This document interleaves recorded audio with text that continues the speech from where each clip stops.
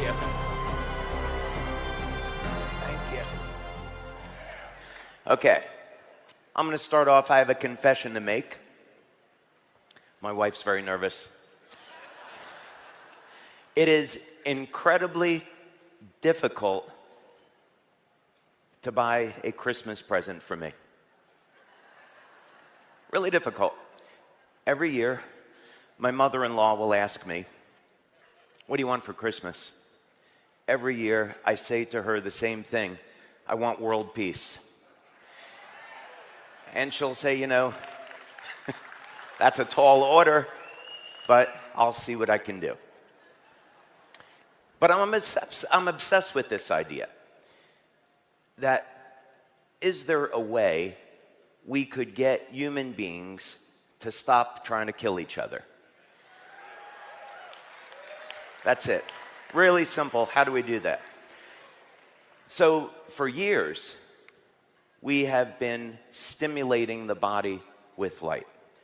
That's how these patches work. We gently stimulate the body with light, and we produce these amazing effects. But what if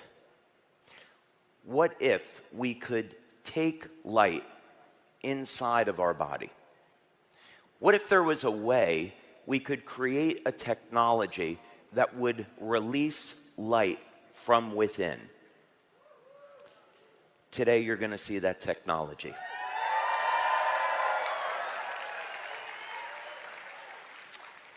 This day, this weekend, marks the next generation of LifeWave. The first 20 years have all been about LifeWave technology and patches. Now we are going to expand on that. Instead of just stimulating the body with light, we are going to explore an entirely new generation of light therapy technology. So, what benefits could we expect to see from this? First thing is, this technology is an entirely new way to elevate NAD. So at least some of you know that, what that is. So NAD is a key molecule involved in age reversal. And it is an energy-carrying molecule within the cell. If we can elevate NAD, we can turn on energy production, we can reset genes to a more youthful state. The next thing that we find with this technology is that we can support healthy levels of human growth hormone, keeping us young and healthy. We can regain and build new strength, stamina, and muscle with this. And the results are really shocking about how quickly this happens. When we're ramping up energy production, we are supporting the natural healing process. And you're going to see that one of the things that we can do with this is turn on the production of collagen. And ultimately, we will use this technology to stay younger longer.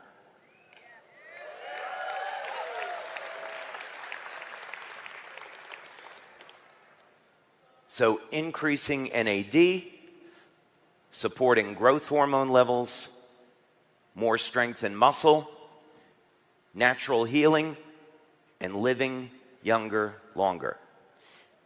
These are 5 new benefits that are all coming from one new machine.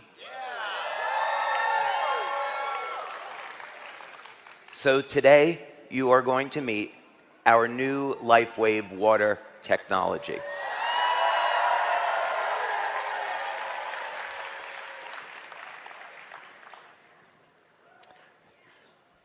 There is a lot of information that we're going to present. I'm going to go through some of this very quickly. So if you want to take pictures, feel free to do that. So how do we go about and create an entirely new technology surrounding water? There have been structured water products that have already been on the market for many years. We can add different types of minerals to water. We can change the surface tension of water. is there anything else new that we could do that would be meaningful? Well, let's take a look and start at the very beginning and talk about composition of matter. So this is the periodic table. Each of the elements, you can think of it as a building block. So this is what we have to work with in the spectra of creating new materials. Let's start with something very simple. Let's start with tin.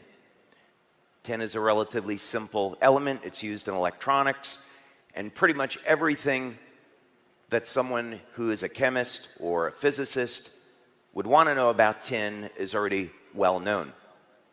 We take tin and we combine it with oxygen in the presence of heat, and we get a tin oxide. Nothing entirely remarkable about this. It's extremely well known. But we created a device in our lab. I have multiple patents on this now. And we expose the tin and the oxygen to a very special type of electromagnetic and longitudinal field. And this will change the bond angle between the oxygen and the tin, creating something that looks like gold and creating a material that never existed before.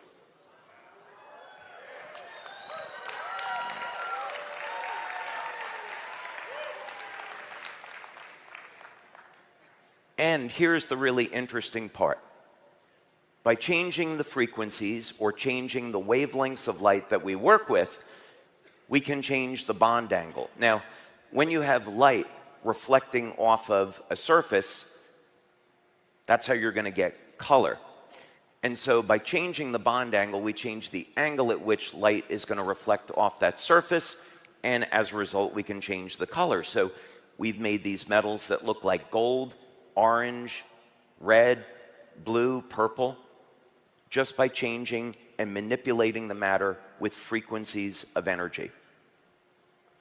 So we did something really fun. We created a LifeWave 20th anniversary coin from this material that never existed before, and we gave this coin to our qualified senior presidential directors.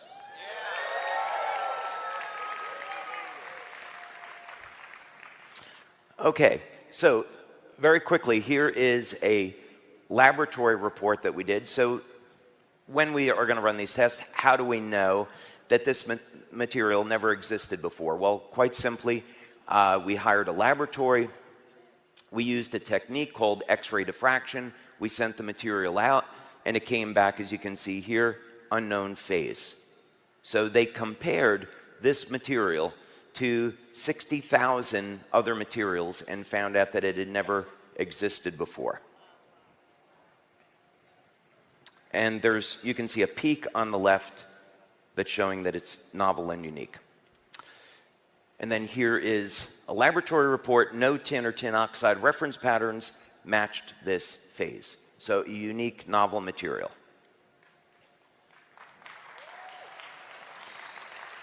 Okay. So here's the important thing, is that these experiments showed that we could manipulate matter with energy. We could create new matter. That's an extraordinarily powerful tool. So the question is, what are we going to do with this new technology? What frequencies would we use and why? That's a pretty good question.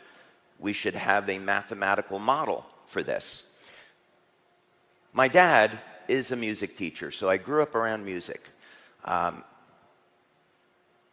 when we look at the musical scale, we see the musical scale is based off of 440 hertz tuning.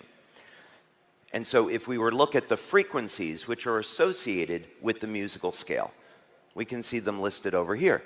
And you'll notice immediately this is a little bit unusual, right? Why do we have all of these odd numbers? It looks very, very random. And we see that this musical scale came in 1834 from the German natural scientists. Seems kind of unusual that they would create this 440 hertz tuning. Well, is there a way that we could mathematically extrapolate what musical tuning should be based on. So let's do this. We take a chart, and on the vertical column, we're going to put the number 2, horizontal column, we're going to take the number 3. And all we're going to do is we're going to double the numbers on the vertical column, and we're going to triple the numbers over on the horizontal column. And then we're going to take the product of each. So in other words, 2 times 3 is 6, 4 times 3 is 12, and so forth. And we continue to fill out these columns this way. Okay. Now, as we're creating this chart, we get to the number 432. So 432 is very close to 440. So let's see if we could create a musical scale based on 432 hertz instead of 440 hertz. Thank you. Wasn't my idea, but appreciate it anyway. Now, here's another thing that's very interesting. I have a friend, Terry McGrath, who is a physicist, and he has a patent called the Physical Quantum Atomic Model of the Atom. And in that model, an atom, you never heard of that before? Am I the only one that did the homework? My goodness. Okay. So 108 is the number of resonant nodes within an atom. So this starts to make sense. In other words, if you want to affect matter, you should have a model that allows for manipulating the atom with resonance. And that would be based on 108 hertz, or 108 nodes within the atom. So this started to look very promising. So now we have our existing musical scale based on 440, and now we look over at 432. What would that look like? So we just simply go to our chart, and we fill it out based on the frequencies that are in each column. So in other words, when you take the vertical column based on 2, or the horizontal row based on 3, and then you multiply that and get the product, what you end up with, each column represents a different musical note. And everything fits perfectly. And of course, in music, we have a note A at 432. If we go up an octave, the next frequency is 864.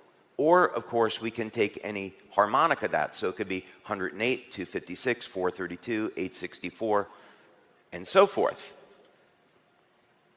So there's our new musical scale. So how can we apply this information? Well, here's what we did. We created this device called a double helix conductor.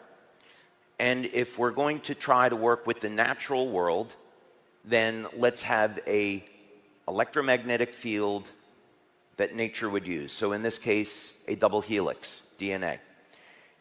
So the idea was that we were going to take these musical notes and musical frequencies and plug them through this device and see if we could have any effect on matter. So one of the things we want to do is heal people faster. We want to increase protein synthesis. So at the time, we were in California. And as it turns out, when you're in California and you want to grow plants, there's a number of companies that are very interested in accelerating the growth rate of plants. It's very easy to work with these companies and do experiments. So that's what we did. If I could do a Bill Clinton impersonation now, I would. I never smoked, never inhaled, or however that goes. That was terrible. That was more like Trump. That wasn't Clinton. All right. I'm not going to do a Trump impression, honey, don't worry. So this is what we did. We had our control group. They kind of look like Christmas trees. And we have our treatment group. And you can see right away what we found was that exposing these plants to these energy fields increased the rate of protein synthesis. This is extremely important. And we can see if we look at this and treat an entire column of plants, we can get this effect. So commercially, this has a value. Now, of course, we want to apply this to human beings. So we did this work at the National University of Ireland in Galway, and we worked with the Regenerative Medicine Institute, Dr. Tim O'Brien. And this was an experiment that we did with rabbits. So these rabbits had diabetic ulcerations. We applied this field, and right away, we found that we could accelerate the rate of repair in this open wound using this technology. So this was the first evidence that we had, that there was a way that you could, without any stem cells injections, without any drugs, just using energy, you could accelerate the way that people would heal. So our focus now, of course, we went through many years of selling X39 and doing multiple studies on X39, showing how it activates stem cells and improves healing. Now our goal is a little bit different. We're still interested in accelerating the rate at which people heal, but now what we want to look at is, can we apply these techniques to longevity? Can we stop the human aging process? Can we keep people younger longer? How are we going to do this? And are there any examples in nature? So one of the things that we did is we take a biomimetic view, meaning we want to look to nature and see if we can copy nature and create new technology. So one of the examples that we used were temnothorax ants. Temnothorax ants, they get infected with a parasite, and as a result, it alters their gene expression, so they overexpress cytochrome C oxidase, and as a result, mitochondrial function gets upregulated. They end up producing more ATP. And in the process, they live 5 to 6 times longer than normal. So could we apply this technology? So here was the control group. We took a gel and a growth media that's used for cultivating ants, and we populated the media with ants. So they went to work producing tunnels. Then we took our treatment group and we exposed them to this energy field. And that's what happened. So we were able to show that we could take a mechanical device and transfer energy from that device over to a living system where it would increase the energy in the ant, and the ant could end up doing more useful work. So this is very key, because what we know from other experiments is that if you can increase the amount of energy that's available in a living system, gene expression changes to a more youthful state. So what does this have to do with human beings? Well, this is a link now and a missing piece in longevity. As people age, the amount of energy in their cells decline, mitochondrial dysfunction. So if we can have a technology that can reverse that, we can, at minimum, keep people younger longer.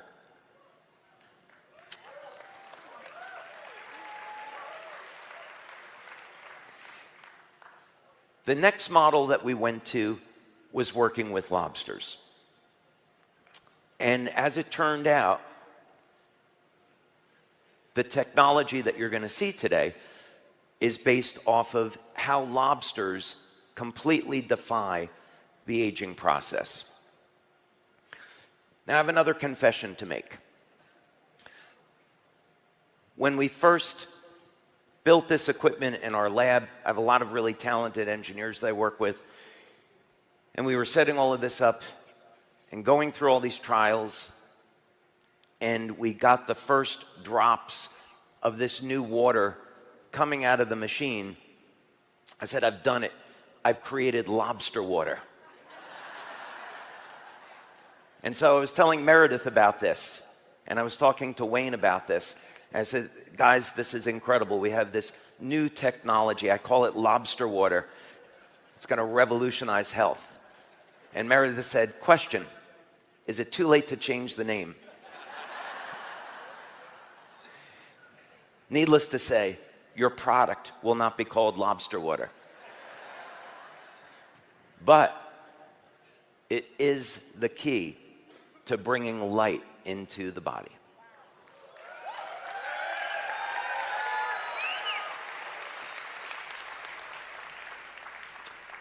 And let's go to the video.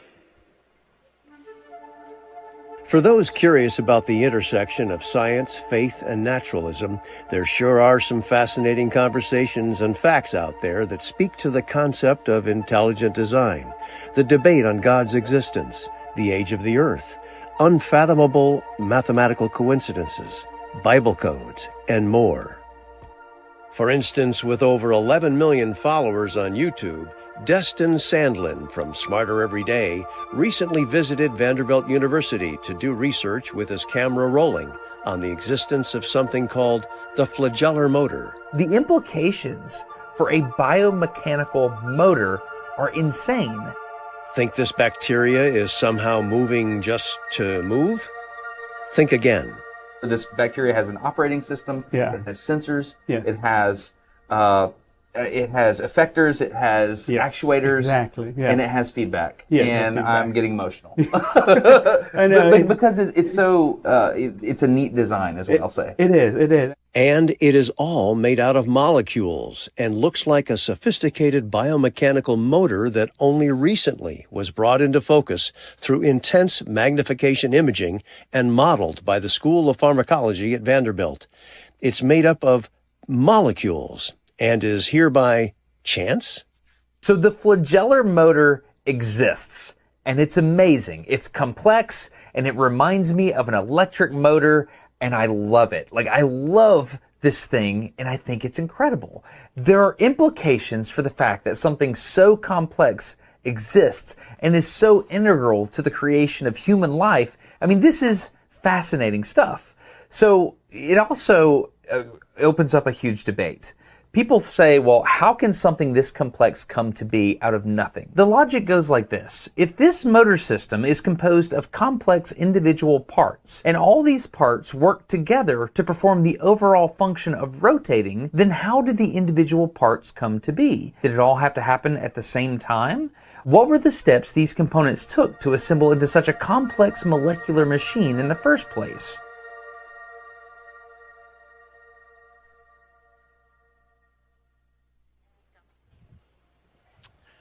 Okay.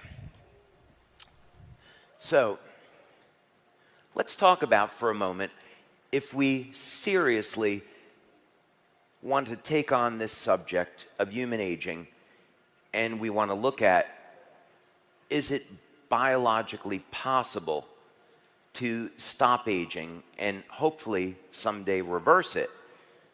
Is there any evidence that this could possibly exist? Well, what's so interesting is that when we go back to 2018, when we had the start of the release of X39, we knew that this was going to mobilize stem cells in the body, that this was going to support natural healing, it was going to turn on energy production, help to regulate inflammation in the body, support overall natural healing. We started to see testimonials where it looked like people were becoming younger. Here was one example. One person likes that.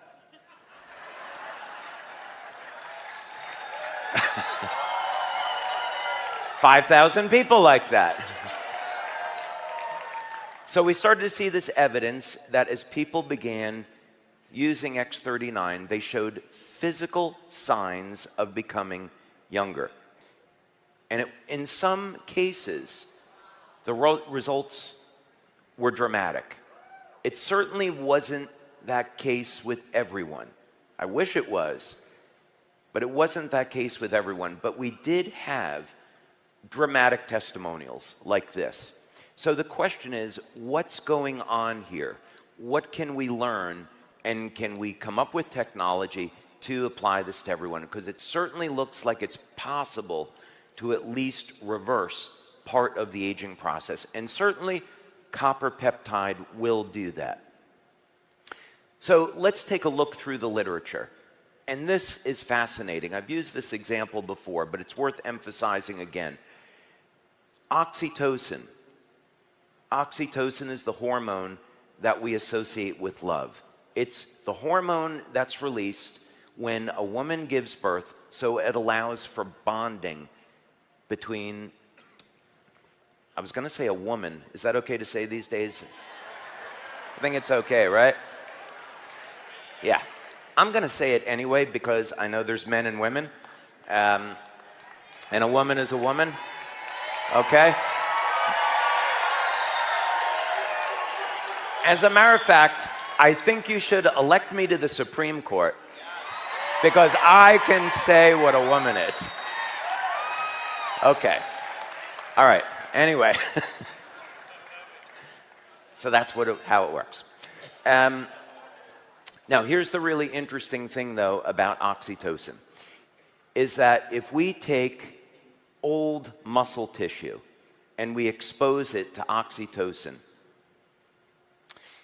it will have a rejuvenation effect on that muscle tissue. So the muscle fibers begin to look like and resemble young, healthy tissue. So this can't happen unless we're having an effect on the genes. Now, we can understand this from the perspective of biochemistry. So when we're in a state of love, there's a state of reduced stress, anxiety, the body's calm, we're conserving antioxidants, there's less inflammation in the body. And ultimately, when we're not in a chronic state of inflammation, that means we're protecting our DNA.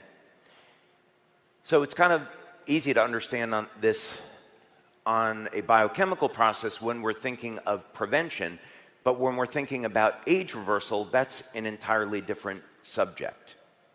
There's more going on here than simple biochemistry. So let's see if we can understand that. So let's take a look at lobsters. We're going to use lobsters as a biological model. And lobsters are able to defy aging. There have been lobsters that have been found that are over 130 years old. And lobsters don't age during that process. So if you were to examine the muscle of the lobster that's 130, it would look like it is young and healthy. There's no type of oxidative stress, no inflammatory stress, no signs of aging whatsoever. In fact, as lobsters get older, they get stronger. So we want to understand this. They're not going to die due to old age. Lobsters will be killed by a predator like human beings. They're going to get sick, or they're going to outgrow their shells.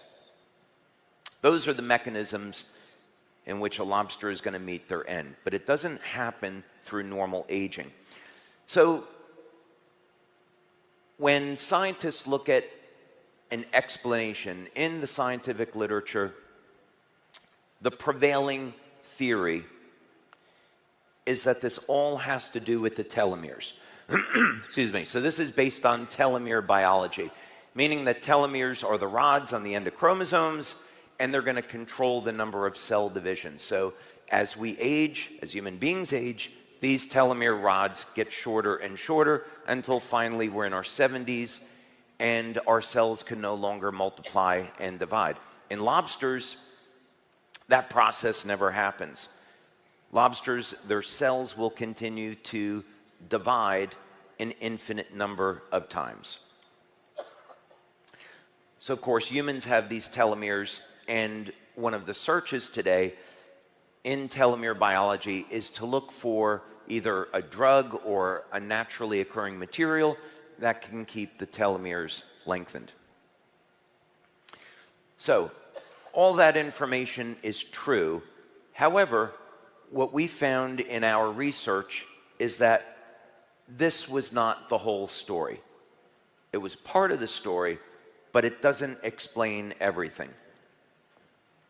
So, what if there's more going on here? Let's see what we can learn. What if there is some natural living code that's responsible for the lobster's immortality? We already know that everything in the body is controlled by light. It's the way we were created, it's the way we were designed, and it's very easy to prove scientifically. The electromagnetic systems in the body, the electrical systems in the body control the biochemistry. So there must be a way to tap into this. How are the lobsters using their energy fields to prevent aging? That's what we want to know. So, since we are in the business of treating the body with light, a valuable tool is spectrophotometry. Spectrophotometry is going to measure the energy that is absorbed or reflected or emitted by a material. And depending on the device, this will happen in the UV, visible, or the IR spectra. So we get our light source, it goes through a lens to help focus this, we get a spectra of light, and then we look to see when we're testing a material, how that material responds to these different wavelengths of light. So another question is, if we're going to look for the secret of longevity in a lobster, where are we going to look? So we have a research tool to do the examination, but where are we going to find this secret? Well, we can look to the Bible, because the Bible is going to contain incredible information. We go to the book of Genesis, and we go to the story of Noah. So there's evil upon the earth, and we could probably learn from this lesson today. There's evil upon the earth. God regrets creating human beings and wants to wipe everything out and start over. But he finds that Noah is righteous. And Noah is the one good man and his family on the planet. So Noah and his family are going to be saved. So we all know the story. So what's interesting here is how human lifespan changes in the Bible. As a matter of fact, there is a statistical analysis on this which shows that if you take the ages of people in the Bible as it's represented through these generations, that it forms a statistically significant decay curve.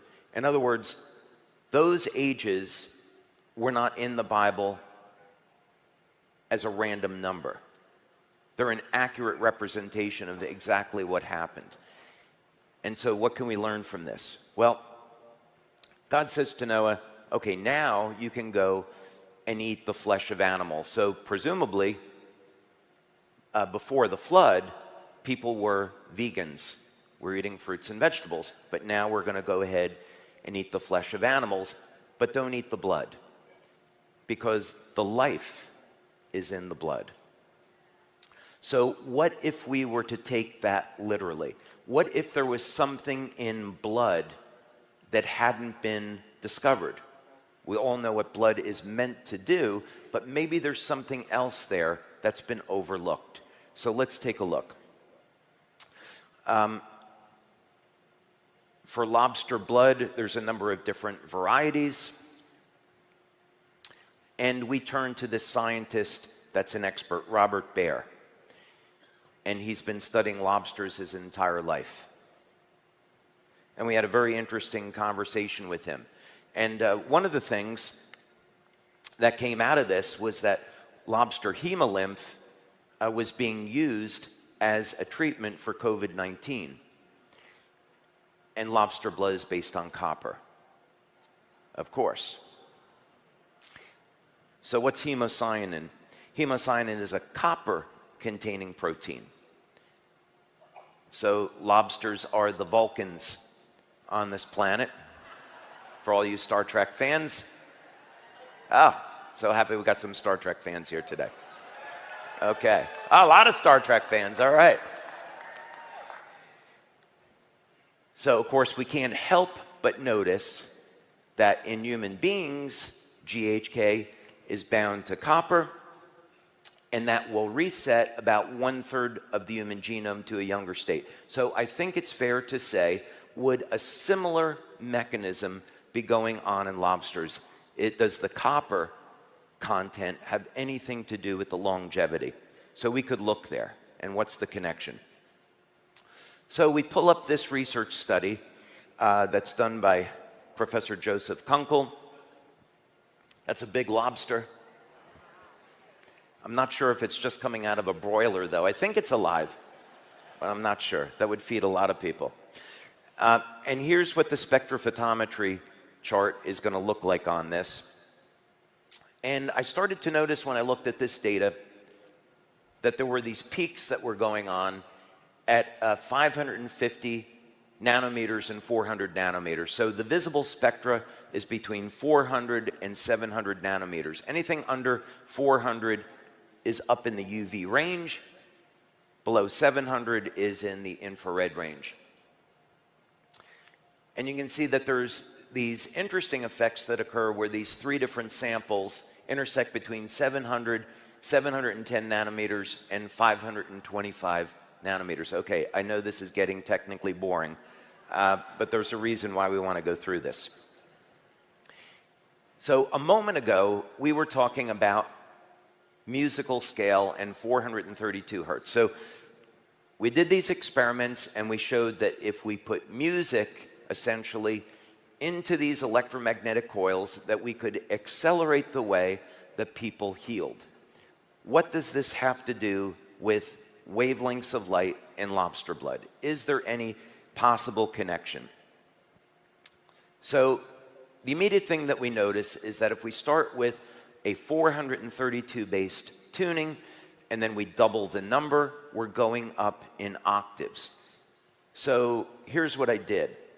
I took 432 and you continue to double it. And you can also put this into a online calculator for converting frequency over to wavelength.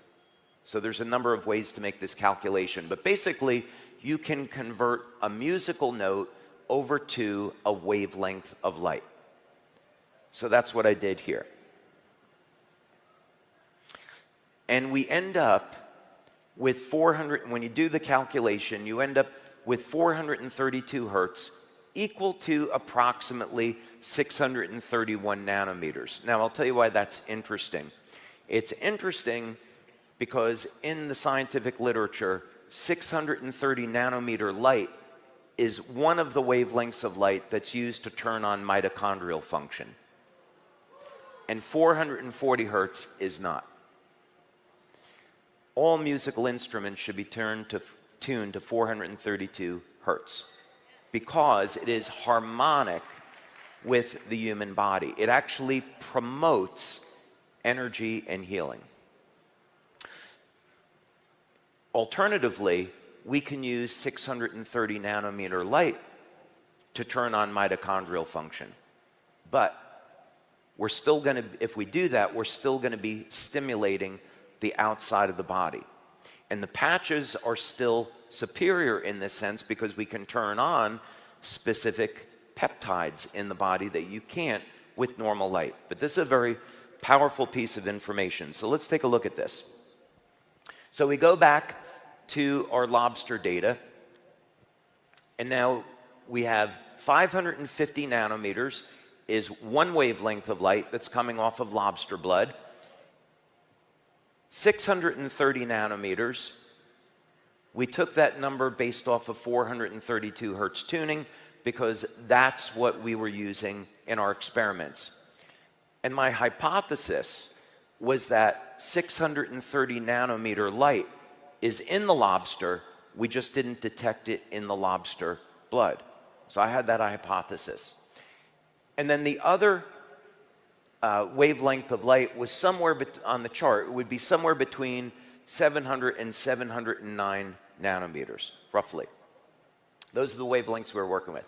So this was my first invention that came off this process.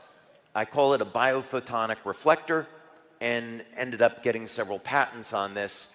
And if you look inside this device, you'll see that we have a series of optical filters, very high precision optical filters, along with an optical grade mirror. So essentially, we take the light, the naturally occurring biophoton emissions from the human body, they pass through the filters, hit the mirror, and then come back to the human body, but only specific wavelengths of light stimulate the surface of the skin. So that was the idea behind this. Let's see if we could treat the surface of the skin with the same wavelengths of light that are responsible for keeping lobsters young. Did that make sense? Okay, that was the objective. We got 2 to 3 years of age reversal in 10 minutes. And the way we measured this was through looking at the cell capacitance, the size of the cells. So a measure of how cells age is in their size. As we age, the cells will begin to shrink. And the electrical charge of the cell will start to become smaller. It's one of the mechanisms that's not well known about how a healthy cell goes and becomes cancerous tissue, and how ultimately cancer can be treated naturally. But that's a different subject. So we can correlate aging to the electrical charge around the cell. So when you use this device, the cells expand, cells become younger.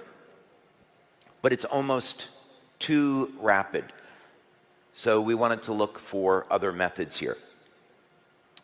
Now let's go back to this idea that we can use technology to create new forms of matter.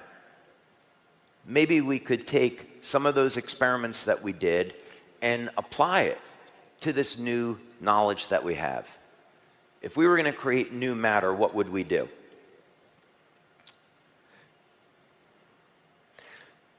Hydrogen, as it turns out, has a metallic state. So of course we're familiar with hydrogen and water, but if we just take hydrogen, of course it's a gas. We can compress hydrogen and turn it into a liquid, and of course that's a cryogenic material.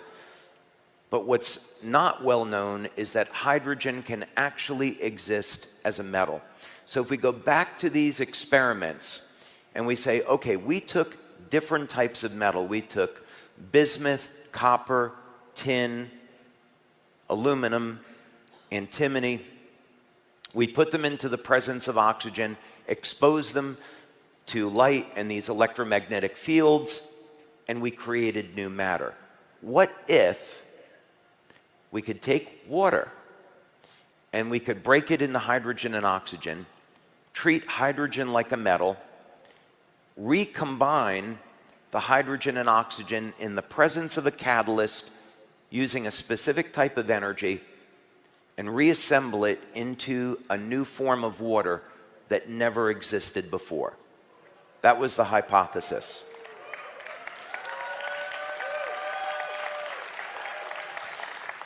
So if we could achieve this, what it would literally mean is that if we could do it, we could create a new type of water that had photons of light embedded into the bonds of the water, so that when you drank the water, it would release that light into the body. That was the goal here. And that's how we got from where we started to where we are now in this presentation. So I built this machine that was about It was a great Tony Stark moment for me. It was maybe about 3 feet wide and about 9 feet long. And we started getting drops of water coming out of this thing. And it was incredible to see it for the first time. But it was so slow, it was so painful. But we did it. So everyone knows what ice looks like. Here's a beaker of distilled water where we freeze it. Now what we're going to do is we're going to take this new water and we're going to do the same thing. We're going to freeze it. So why do we want to freeze it? Well, it's a phase change. Another hypothesis here is that as water goes from being a liquid to a solid, in chemistry that's a phase change. So can we see whether or not the light in the water is going to be released when the water changes state? Because that would represent a change in the bond angle. So it would make sense to me that the light would be released during that process. And that would be a really great thing, because it would mean that once the water gets into the body, the water will phase change and release the light. So let's see what happens. We started freezing it, and we started to notice these highly coherent threads of water crystals. So this was important because we know that if you were to have a structured water, the water is highly organized. So we start to see some evidence here. And, sorry, I had skipped ahead one. Okay, now we're good.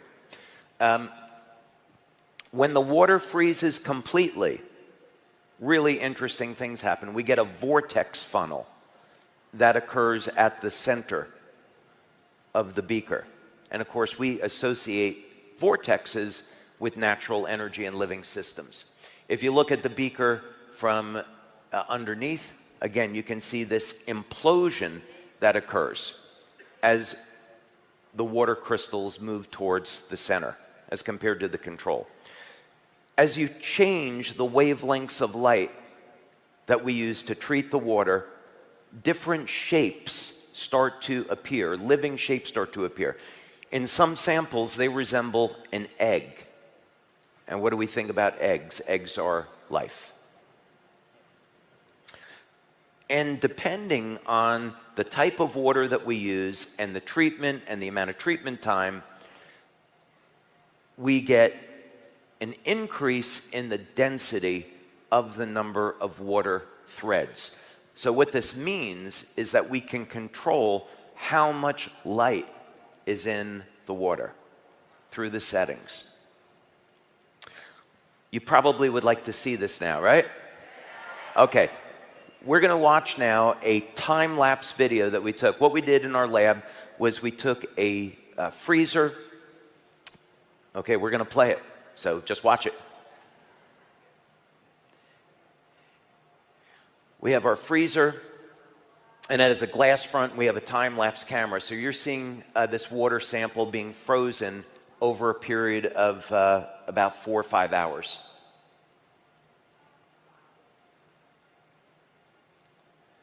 So normal ice on the left, and there's our nice vortex funnel and implosion of water on the right. Okay, what do you think?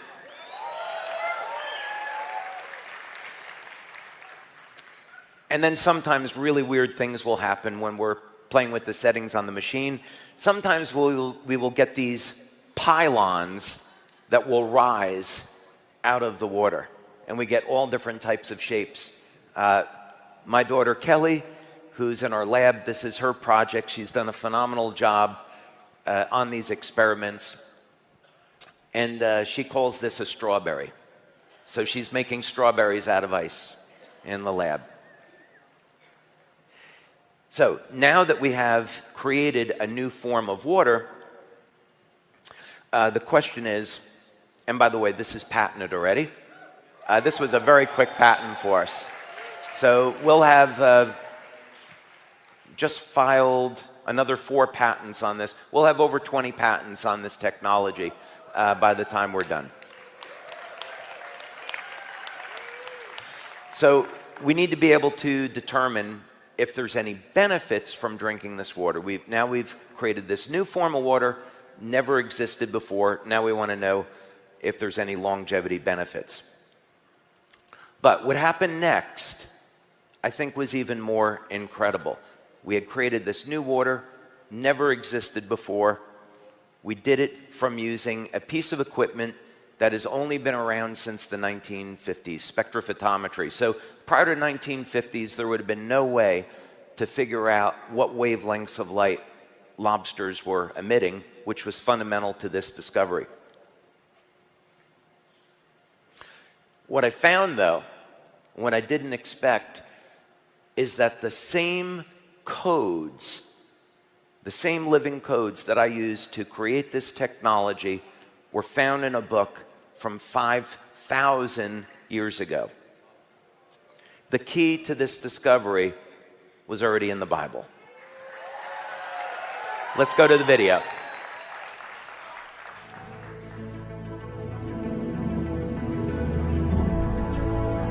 You know that if you find an Indian arrowhead in a cave, archaeologists will immediately say, oh, intelligence has been here. They carved this Indian arrowhead. But then you point to DNA, which is the most complex information system, language system in the entire universe that makes up our chromosomes, our genes, all the information that builds a human or a dog or a cat or whatever. And secular scientists will say, oh, chance. You know what DNA is? It's like a complex information system. You see, life is built on information. Do you know how much information there is in living systems on this planet? It's not billions. It's not trillions. It's actually zillions of bits of information. And you know what? You've got to have a language to read the information. Do you know DNA not only has an incredible amount of information in it, but it also has the information to make a language to read the information. If you're going to read a book and it's in Russian, you need to know the Russian code or language or you can't read it. Actually, the word mathematics did not mean the science of quantity until Aristotle. At Plato's time and before that, mathematics just meant learning. That's why the word polymath just means many, poly, learning. So it was synonymous with all learning because mathematics was just the language of all learning. You know, another thing people don't realize is this was an age, Greeks didn't have numbers like we have. They used letters to describe their numbers. So the letter alpha was the number 1. The letter, beta was the number 2. And this was true also in Hebrew, in Phoenician, all the ancient languages. They were all using their letters to represent their numbers. It wasn't until we had the benefit of having the Arabs come up with the Arabic numeral system, right? And we got all the numbers that we currently have. But when you think about that, that means that all of the things that were written had both a literary meaning and a mathematical meaning. And this is there's a whole study of this that people have long ignored, which is called gematria, right? And so there are hidden codes within the Bible that people that study this stuff swear by because they can find these hidden codes inside of it because that's the way it was written in the first place. Okay. So let's take a look at this. And if we're going to look in the Bible, let's start right in the beginning. In the beginning, God created the heaven and the earth. So, what information could possibly be there where we could learn something new that isn't already self-evident? Well, there is, as it turns out, more information there in this one simple sentence than we might normally think. So let's look at it. First of all, in the beginning. We can think of this as representing the concept of time, past, present, future. God created the heaven. Well, heaven is kind of everything around us. That's space, length, width, and height. And the earth, that represents matter, solid, liquid, gas, plasma. So here in this first sentence, we have the very foundation of everything around us. And actually, this is quite consistent with how we might think of the start of everything. So in other words, God is outside of normal space and time. there's this event called the Big Bang, if that's how everything really began, and then all matter and everything around us came from that. And in this one sentence, all those concepts are there. But let's dig a little bit further. So we're going to look at the book of Genesis in the Hebrew, because we can convert Hebrew over to a numerical code. We can convert the letters over into numbers, and we can convert the words over into numbers. So if we were to look at, in the beginning, God created the heaven and earth, in Hebrew, this is what we would see.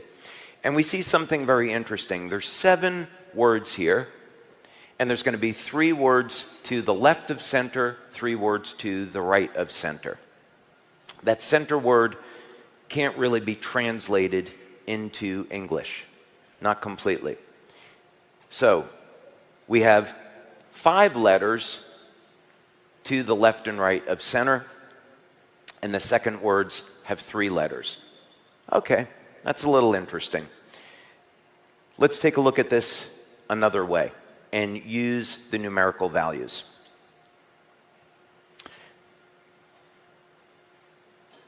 First, let's go back one slide, because actually there was something here I wanted to show you that wasn't here. We can look at this as being a ratio.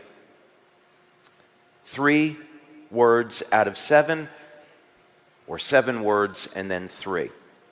3, 7, 7, 3. Those numbers mirror one another. Oops.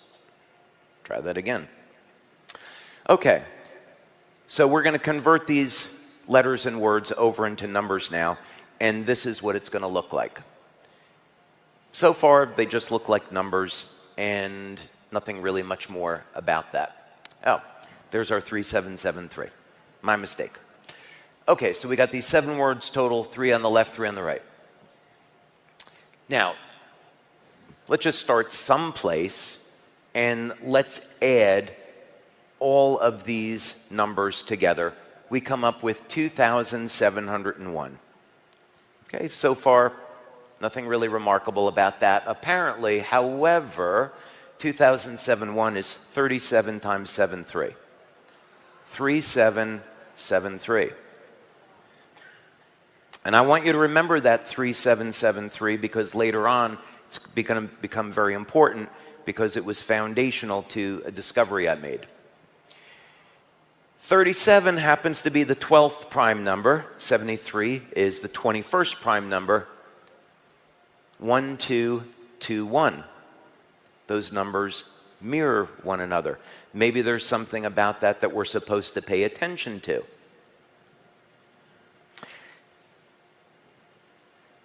Now let's have a little bit of fun with this and start to combine some of the different words.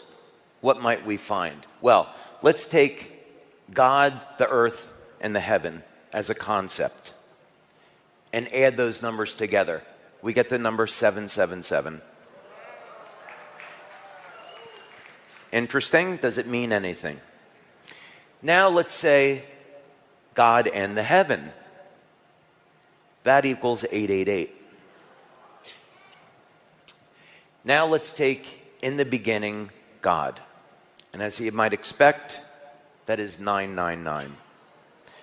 So we start to see a pattern begin to form. As an inventor, I'm always looking for patterns. I'm looking for patterns in nature, because those patterns are not there by accident. There has to be a meaning behind it. So if the Bible is indeed the inspired word of God, then what you would expect from a being that created everything is that God would have to be the ultimate scientist, physicist, inventor, creator, and that God would put a mathematical code into the Bible for people to discover so we could believe. But maybe it's also an instruction manual. What about that? So I looked at these numbers and I thought, let's go back and look at 3773 again. So 777 is 37 times 7 times 3. That's kind of interesting. 888 is 37 times 8 times 3. And 999, 37 times 3 times 3 times 3. This is starting to not look like a coincidence. And these numerical codes are only the beginning, because you see these numerical codes throughout the Bible. But what does this have to do with lobster blood? Is there any connection there? So we go back to these wavelengths of light.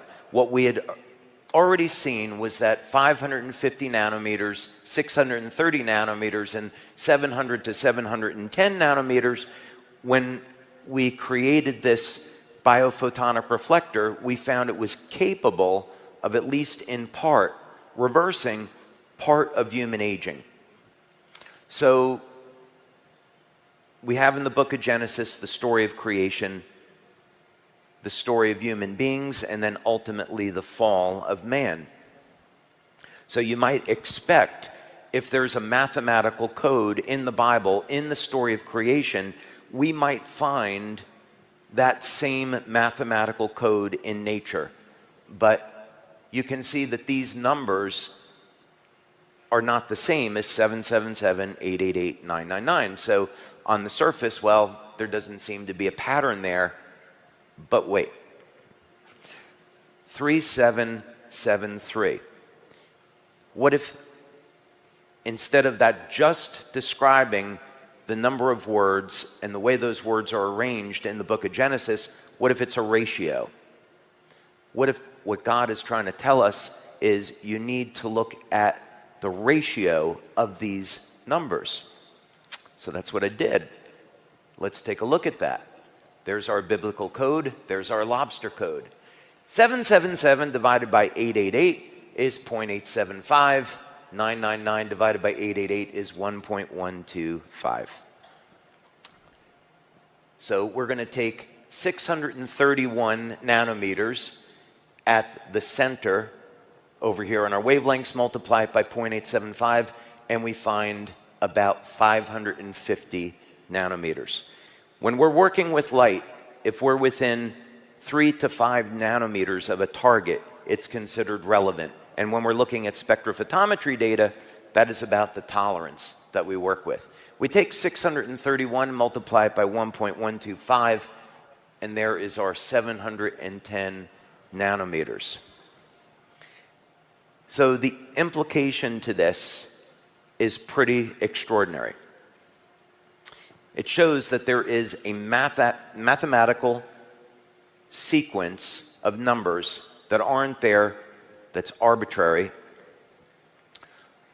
And this ratio, same ratio, can be found in living systems. Or Spock would say, it literally is Genesis.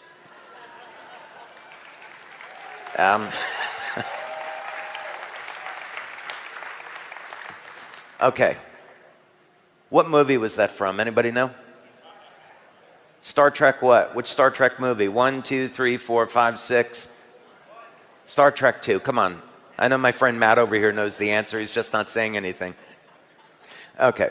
So what does this all mean? Well, I think in simple terms, we can say that the Bible is a historical document. If you were to speak with a Hebraist, they would say it's definitely a historical account. It's written as a historical account of things that actually occurred. So it means as that reference, we can learn from it. But because we can convert the words over into numbers, we can look for patterns there and we can learn from them. And this is all just the beginning. They're not there by accident. So it is, to me, evidence that the Bible is the inspired word of God.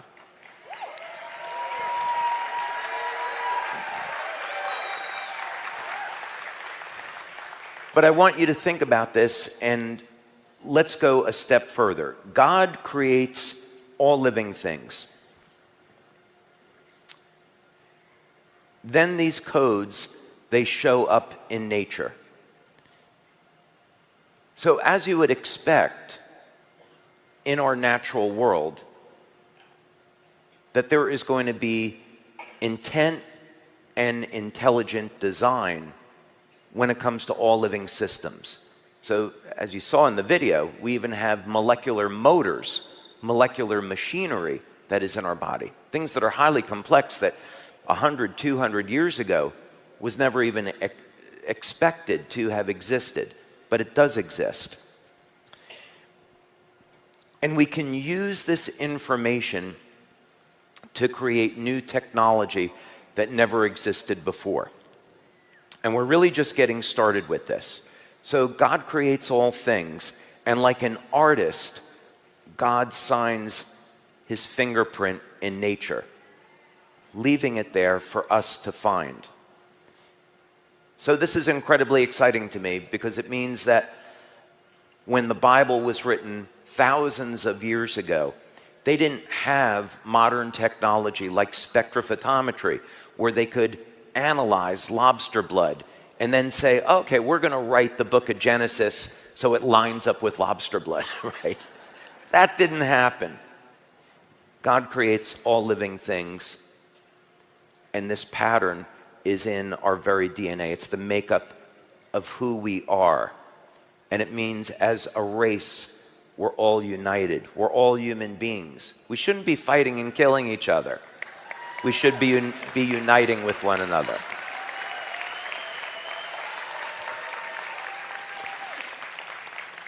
Now, there's something else that goes with this. As you might expect, I looked other places in the Bible, and the next one that I went to was the tree of life. So I'm going to be talking about this more. I'm actually running a little bit ahead, which is great. I have a little bit more time to talk about this today, which I wasn't expecting. So I'll tell you about the story of the tree of life, right? Well, you'll all know the story. That's not what I mean. So the tree of life, we know that when there's the fall of man, I'm certainly not going to blame women, not here. We all know what happened. But there's the fall of man, and what God says is, okay, we have to separate now human beings from the tree of life. And so you could say then in the beginning that human beings were designed to be immortal, that we were never designed to age.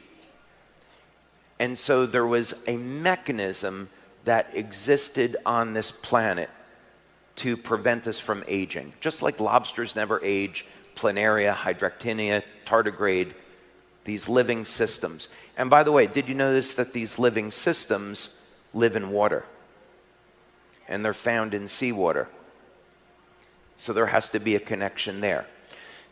So if a mechanism was put onto our planet to prevent human beings from aging, and it was this thing called the tree of life, we obviously don't have this here today where we can look at it and examine it scientifically, but what we do have is the mathematical code in the story of the tree of life. So I looked at that code, and I distilled that code down into a number.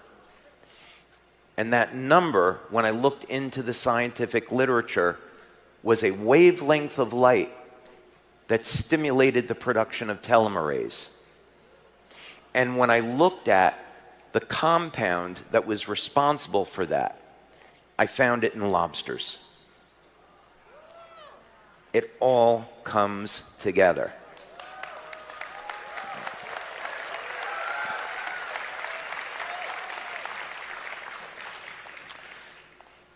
So the technology that you're going to see today incorporates all of this information. What we did was We started from very primitive, a prototype in our lab that was gigantic, it was expensive, it was functional, and we were able to do our initial studies. And then over a period of years, we began to refine this process and finally put it into something that someone could use in their home. But what we want to really know is, this is all intellectually interesting. What we really want to know now, though, is what effect does drinking this water have on the human body? What we want to find out is that when we drink this water, is it indeed making any change within us? And that's what we're going to take a look at. So let's go to the video.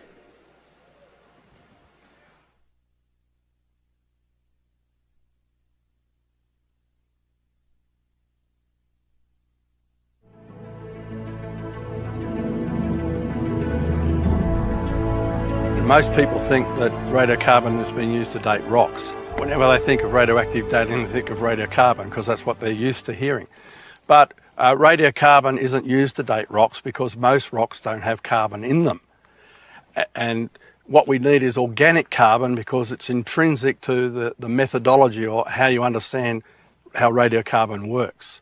How does a tree then get carbon-14 in it? Well, it's simple because the radiocarbon is produced in the upper atmosphere. Cosmic rays bombarding the Earth's atmosphere turns nitrogen atoms into carbon-14 atoms, which circulates into the carbon dioxide that we breathe. Mm-hmm. And so it's also taken in by the plants during photosynthesis. So it's in the wood, it's in the leaves, it's in the vegetables we eat. Animals take it into their bodies, so it's in the animals that we eat. So it gets into our bodies. So not only are all these plants around us radioactive with radiocarbon, but we are ourselves. So you have it, I have it. Correct. And as long as we live, we're taking more radiocarbon into our bodies. But when we die, we stop taking radiocarbon into our bodies. And so a dinosaur dies, it stops taking in radiocarbon, and then over the thousands of years, it's getting less and less radiocarbon. And as I said before, after 90,000 years, there should be no radiocarbon left in dinosaur bones. If every atom of the Earth was radiocarbon, it all would have decayed away in less than 1 million years. So if you already believe the fossils, dinosaur fossils, the coal beds, all those things are millions of years old, you wouldn't expect to find any radiocarbon in them. And yet you do. And this is one of the things that we found when we studied petrified wood like this at different levels in the geologic record. I was doing research on this. I was collecting samples in England, in Australia, and I sent them to the radiocarbon laboratories, and sure enough, they had radiocarbon in them. So this is another aspect of this whole time question, because if these things are believed to be millions of years old, like this petrified wood, and yet it has radiocarbon in it that says it's only thousands of years old, then it means that it calls into question the conventional time frame. And so we wanted to test this because we'd seen in the literature, this is in the conventional literature. In the 1980s, they developed a new methodology for measuring radiocarbon. They could count atoms of radiocarbon. That's how good it was.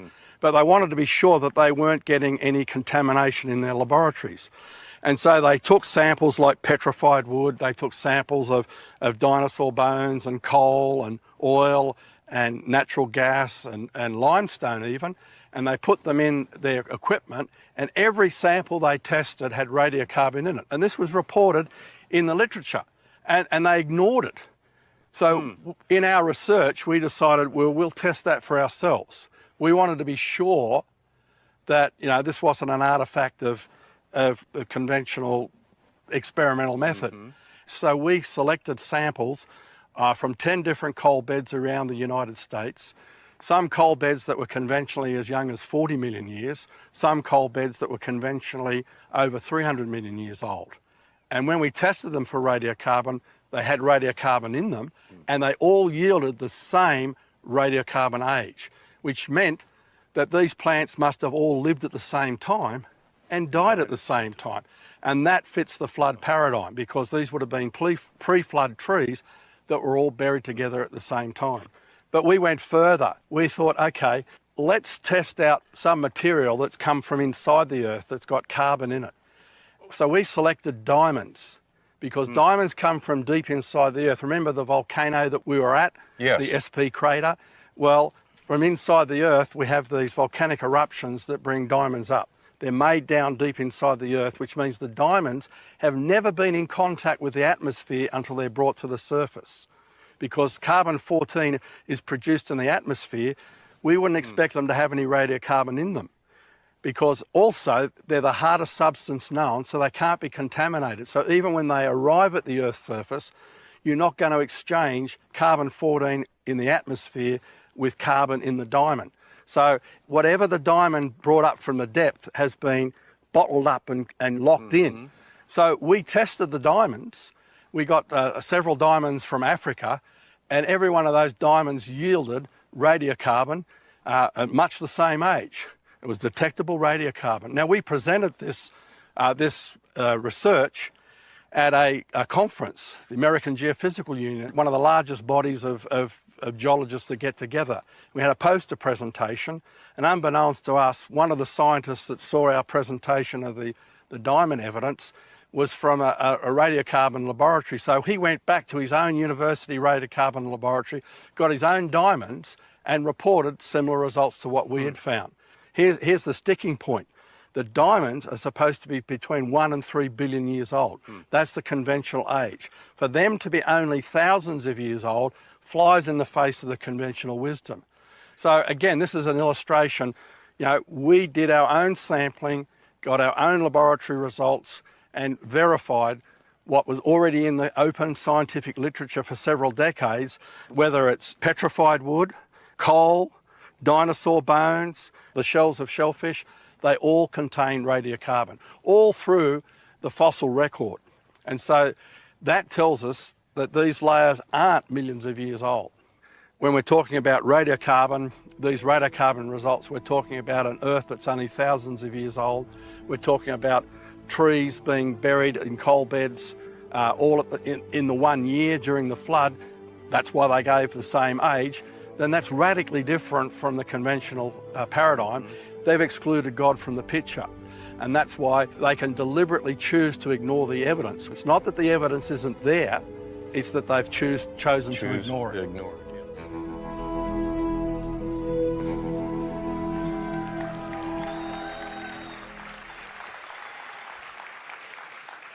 One of the reasons why we wanted you to see that clip was because in science, sometimes people, they hold on to a belief even when new evidence is presented. It's called having dogma or being dogmatic, right? I lived in California for 14 years, and there used to be a saying in California is, don't let my karma run over your dogma. So it's not good to hold on to a belief so strongly in science where you're not open to seeing new information. There's always new things that are being learned, and we should be open to exploring these things, even if it flies in the face of what's long been established as scientific fact. That's the way we're going to explore and learn new things and expand. So let's take a look at this now. Previously, people might have thought, well, okay, light therapy is all about stimulating the body with light with some type of device. In our cases, it's with patches. But this idea that you could actually release light inside of the body and embed water, which goes everywhere, with light. This is an entirely new concept. And undoubtedly, there's going to be some skeptics that will say, no, that can't be possible, but we've actually proven that this is what's going on here. So we have a total of 7 human clinical studies now, and we've completed 4. The 5th one will be completed, I hope, this month, and then we have another 2 that are in process. So we took the initial study that we did and learned an enormous amount of information from it. And then from there, we began to modify the study to see what else that we could learn. So in the first study that we did with this light water, do you guys like the name light water better than lobster water? Okay, all right. So the first study, what we wanted to do was cast a huge net. And we essentially wanted to find out, well, what's going on in the blood, in the urine, what's going on in the bioelectrical system in the body. Normally when you do studies, you cast this big net the first time, and then there's little pieces of gems that come out. You don't expect that everything is going to work correctly. You're going to expect to learn one or two pieces of information and then refine the study and kind of go from there. In this case, that's not what happened. We did a blood study in this first study with dark field and bright field microscopy. That showed changes immediately after consuming this water. We did a urine test, and the urine test was to look at changes in the metabolism. Now, I'm going to show you some of that data today. And the metabolism data was simply to look at what rate are amino acids being metabolized and used in the body. If we want to have a technology that's going to upregulate mitochondrial function, alter gene expression, it's going to increase the rate at which we heal, we would expect to find that in metabolic data, in urine testing. So we did that, and we did find that. We had people connected to a physio suite. We looked at their heart rate, the heart rate variability. We looked at EEG. We saw changes there. We had people sitting in front of an infrared camera. And we had people drink this water. Now, what we were looking for was to see if people were in pain, and you can see the inflammation on the infrared, if drinking the water would get rid of their pain.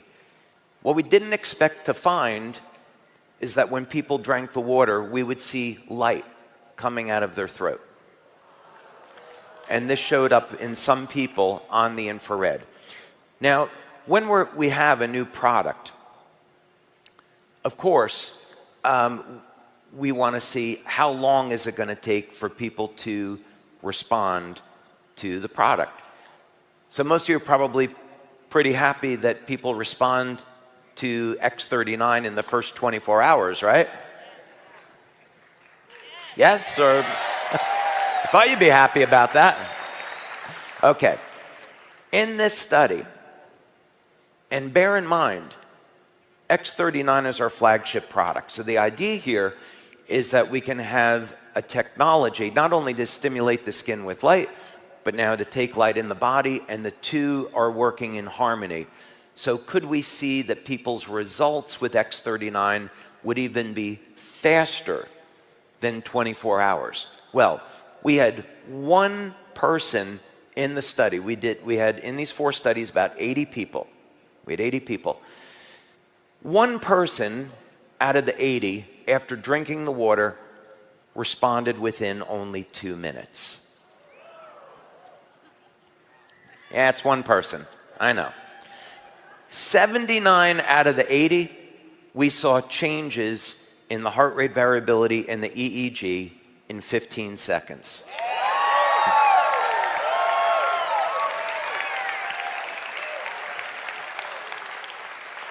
So, we were very excited about that. So, let's take a look at this now, and we want to see what happened in the urine data. So, we got statistical significance, and actually, Dr. Caitlin Connor, just sent an email 2 days ago saying on the new study that they just did, they got statistical significance on that, so it reaffirms the data that I'm about to show you here, and we actually learned some new things. So the first amino acid, and I want you to look at this from the perspective of looking at a pattern that's forming, because that's exactly what happened here. Each one of these amino acids that gets upregulated in the body is a sign that that amino acid is being used, but what is it telling us about exactly what's going on? So the first one is sarcosine. And sarcosine, it shares properties with glycine. And what's interesting is that it's used to improve cognition. So when you drink this water, one of the effects that people report is a rush of energy up into their heads. That's sarcosine being metabolized and turning on the brain. And if you think about this another way, bioelectrically, if we're releasing light into the body, the big users of electricity in the body are the heart and the brain. The heart and the brain have massive electrical fields. So you could look at it another way. What happens is you drink the water, the light increases the electrical field and electromagnetic field around the heart and the brain, and this triggers changes in the metabolism, and we see sarcosine being utilized as a symptom of expansion of consciousness and improved brain. So expect to have improved memory, focus, processing in the frontal lobes from drinking this water.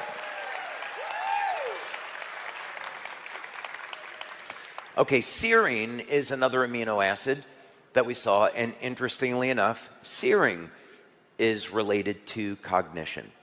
So here we have another pathway. So apparently when you drink this water, it makes your brain work better. What else could be going on here? Now I've got some good news for you, some great news when it comes to you X39 fans, because glycine, which is used in the manufacture of copper peptide and glutathione, gets upregulated when you drink this water. That means people will get better benefits when using X39.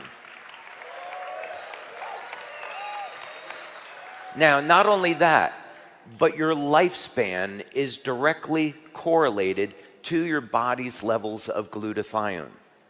We know that copper peptide declines with age, so the higher your copper peptide levels, the longer that you live. If we had a technology that could prevent us from aging, what you would expect to find is that it would help support your body's levels of glutathione and copper peptide, and that's exactly what we found.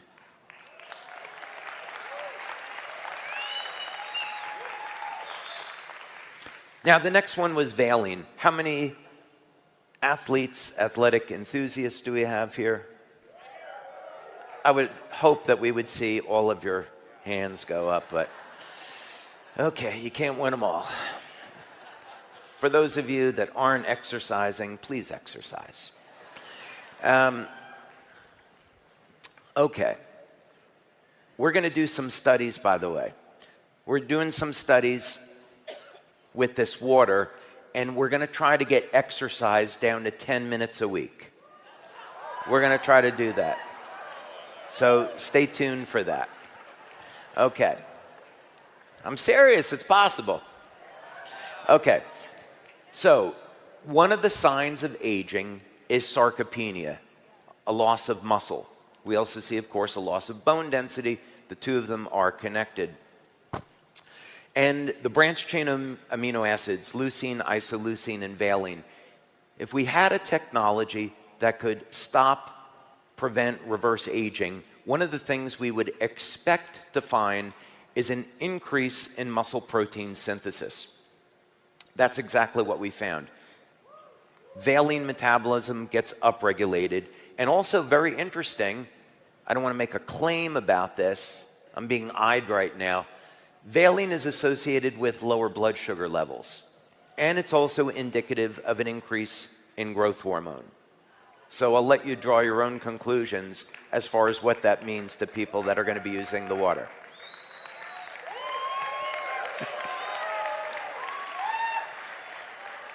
I have my attorney looking at me right now saying, don't say it, don't say it, don't say it. That's our 20th anniversary, I can say it, right? All right. Okay, histidine, another amino acid, and what's interesting about this is histidine is part of carnosine, and of course carnosine is composed of alanine and histidine. and we know that that is associated with longevity. So we increase our body's levels of carnosine. It's been shown to increase lifespan by 30 to 40%. So again, here we have another indicator. By releasing the correct wavelengths of light inside the body, we can turn on mechanisms associated with longevity. Not surprisingly, along with histidine, we find alanine metabolism getting upregulated as well. And of course, we know alanine is not only associated with carnosine, but also AHKCU, or what we want to upregulate with X49. You drink the water, it makes X49 work better, in addition to X39. Leucine. Okay, so leucine is another branch chain amino acid, and this was the big one because leucine turns on mTOR, and mTOR, of course, is associated with muscle protein synthesis. We're doing a study where we're going to take athletes and give them hopefully the same exercise program, same amount of protein, but what we're going to do is give them this water, and we're going to compare the difference in the amount of strength, stamina, and muscle that they can gain. But what we're going to expect that we're going to find based on the results of this study is that as you continue to feed the body more protein and you have the stimulus there, that the body will gain muscle mass very rapidly. I did my own anecdotal experiment with this, and I'm convinced that it works. So this could end up being, water with light could end up being the most powerful anabolic ever created. There's a little bit of a market for that. Methylhistidine, this again is a sign that tissue is being broken down and new muscle tissue is being formed. So we have every indicator here that this product is going to be phenomenal for athletes or simply anyone that wants to push off aging. But you do have to eat right, you do have to get your essential nutrients, and you do have to exercise. Proline. So if we want to stop and reverse aging, we have to reverse what happens at age 25 with us. At 25, the body begins to shut down production of collagen. So of course, by the time we get over the age of 70, it's very difficult to heal. This water upregulates collagen production. So we can expect to see reduction in lines and wrinkles. We can expect to see faster healing. Again, when all the nutrients are there. And then this was a huge one, which, again, this is one of these things when you do these studies, you cast a wide net, you see what you find, so it makes the studies expensive, but when everything turns out the right way, you're really excited about it. So this is the KP pathway, and this was the big one because it's indicative of an increase in NAD production in the cell. And for those of you that aren't familiar with this, David Sinclair at Harvard was given about $1 billion in funding to try to find a drug to turn on NAD. Because NAD has been found, when you upregulate it, can reverse at least part of aging. So again, we have another indicator here that you drink this water and it is stopping and reversing parts of human aging. And there's a lot more for us to explore here. And that's just the beginning.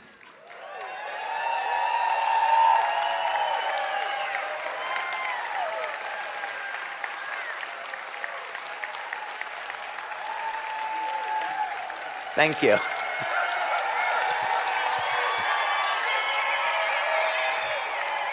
Thank you. Thank you. Thank you very much. Thank you very much. Thank you. Thank you very much. You guys want to see the machine?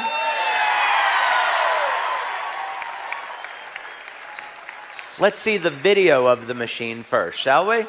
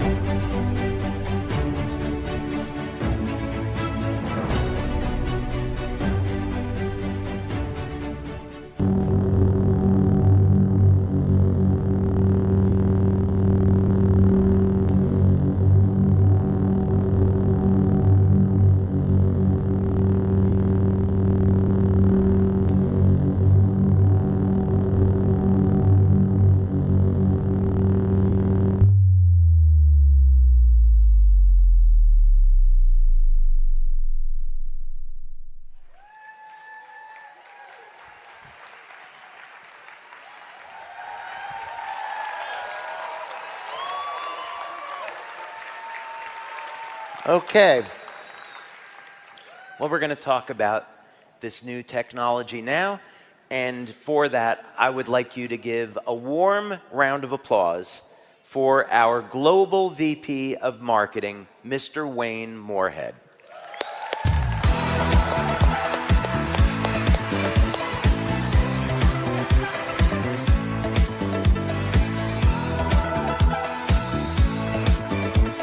Is this incredible? Well, David, the excitement and anticipation around this launch has been coming for a while and is truly incredible. And what's even more incredible are the results that you've seen in the studies and that we've started to hear from people as they've also started to try the water as well. And with this new technology that's really never been seen before, a lot of us, I know I do, have a lot of questions and want to dig in a little bit deeper. We're very eager to learn more. So I get to represent everybody here in the audience and asking you a few additional questions. Just to dig in a little bit deeper, I know we all want as much information on this product as we can. So I'd love to start off with water itself. So why is that such an ideal delivery system for this light technology and for these health benefits? Yeah, so when we make observations of what occurs in the human body over time with aging, we can see fundamentally the amount of water in the body begins to decrease. But we understand that, but do we really understand the impact of what's going on there? We can look at it from a biochemistry perspective in the sense that this will lead to a decline in energy. And so by the age of 50, people start to feel the impact. They'll gain more body weight, lose muscle mass, lose bone density. They're tired and fatigued. All of this stems from initially a reduction in water. A reason for this that I think is overlooked is the mechanism is that as the cells begin to shrink, the electrical charge around the cell begins to decline. So we think of, let's say, going from a basketball going down to a baseball. Not quite like that, but you can visualize it. So around the outside and the inside of the cell, you have electrolytes that maintain an electrical charge. And when the cells divide, and this is the part that's overlooked, when the cells divide, that electrical charge is shunted to the DNA and is used to drive, it creates an electromagnetic pulse, and it's used to drive DNA replication. So through the aging process, when the charge around the cell membrane declines, there's less energy to transfer over to the DNA, and gene expression is going to change. So if we are able to have a water to keep the body better hydrated, if that's one of the mechanisms, which this water will do, then we have a novel method for attacking the problem of aging. So that, among many things, is fundamental to human aging. So we have to start there. If we're going to stop human aging, we have to improve upon our hydration and keeping the levels of water in the body as high for as long a period of time as possible. Thank you. That's fascinating. So I'm curious, how is this primarily different from other water filtration systems, other alkaline filters? What are some of the primary differences? Yeah, so this is like nothing else that exists in the market. And what I was so excited about is that we got a patent very, very quickly about this. I know that you're new to LifeWave, but it took me 11 years to get the first LifeWave patent. Wow. And then the coil technology that I showed, that was 18 months. This technology was less than 1 year to get a patent. It happened very, very quickly because the mechanism is so novel. So I know you're probably going to ask me some questions about some of the other things here, but basically what we're doing here is we're creating new matter. We're creating a type of water that never existed before. It's highly organized and structured. So you could say it's structured water, but not in the traditional sense. We're using the water as a delivery mechanism. So the water is a carrier of light. So you drink the water, and the water goes everywhere, and the light gets released everywhere in the body. And that can be measured. That is amazing. Yeah, thank you.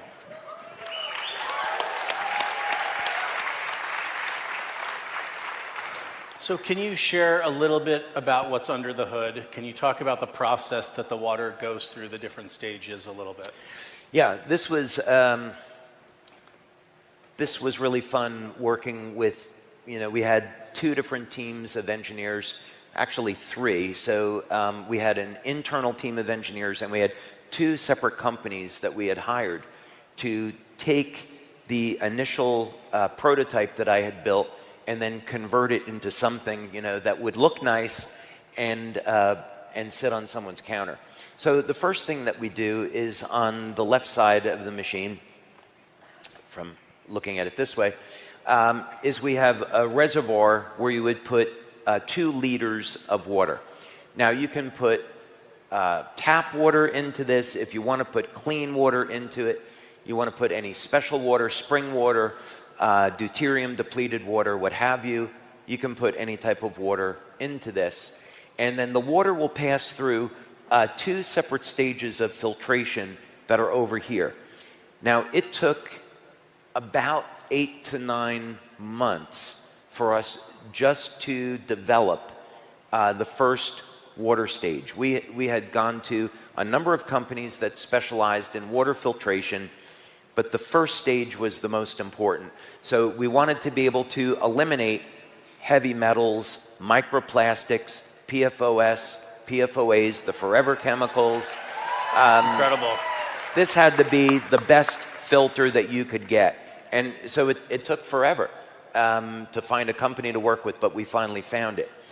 Then inside there's a second stage. So if you remember correctly, what we're doing is we're taking oxygen and hydrogen and combining it into a new form of water. So through the process, the water is oxygenated, but there's a second filter in there, which is a carbon filter, so it further reduces any potential contaminants, although the first stage really does that. But the second stage will also put additional hydrogen into the water. So this is not a hydrogenated water product. We're putting in hydrogen because we want to combine it with the oxygen to form this new species. And then in the center of the equipment is where we have our black box, and that's the core of the technology. So in there we're going to have light processing units, and this is the proprietary system that I invented and we developed in our labs. And that is going to, it takes about 45 minutes to process a 16-ounce or 500 ml glass of water. Incredible. Technology like nothing we've ever seen before. So I'm curious, you talk, yeah, go ahead, please. Thank you, David. So you spoke a little bit about how long it takes to kind of work its way through the system, from filtration to infusion. What about, let's call it dosage? How long, how many glasses is it per day, per week, per month should someone consume? And then what are the corresponding kind of benefits with those time frames? Yeah, so everything on this machine happens through a touchpad interface. And so you just simply, the screen is going to give you feedback as far as, is it processing water, when do you need to change the filter, and so forth. And when you want to dispense, you just simply press the button, and this machine will process 2 glasses of water at a time. And then it's another 45-minute cycle, and then you have another glass. So whenever you're ready to drink the water, you'll just dispense it, and then off you go. Now, when we did our studies, it was all based on only drinking 1 glass per day. And actually, when we first started the studies, this was something I was very concerned about, because I thought, well, maybe you only have to drink like 100 or 200 mils, like a quarter of a glass or half a glass of water to get the benefits. So you don't have to think in terms of that you have to drink 8 glasses a day of this water. Really, I think what we're finding is that 1 glass is enough. Incredible.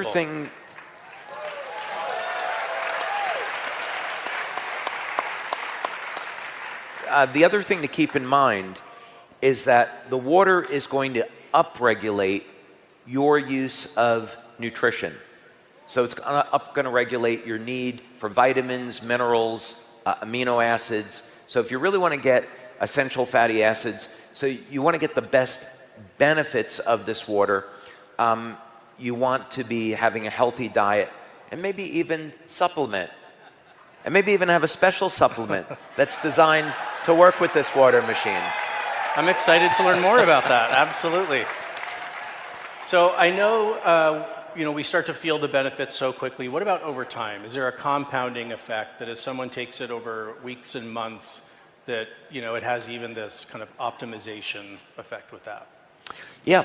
So what we've been doing up to this point is in our research, since we haven't had the machines for people to take home with them, all of the studies so far have been on drinking 1 glass of water. What happens when you take a baseline reading, you take someone's blood, urine, bioelectrical readings, you give them the water, and then you check back 1-2 minutes later on some test, 20 minutes on another test.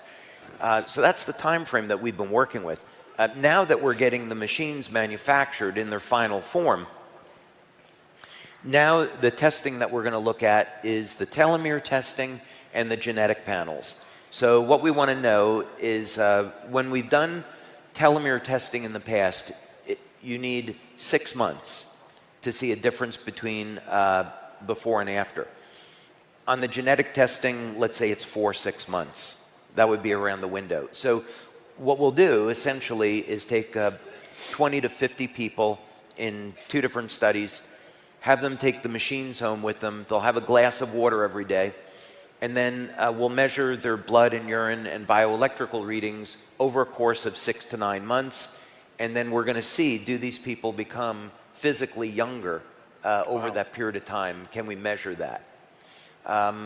So those are going to be important studies that we've done, which we haven't gotten to. But people would expect to see especially changes in their cognition over a period of the first few weeks of using this. And if they're exercising, the change in muscle growth is extremely rapid, first 2-3 weeks, as long as they're loading with protein. Wow, that is incredible. Yeah.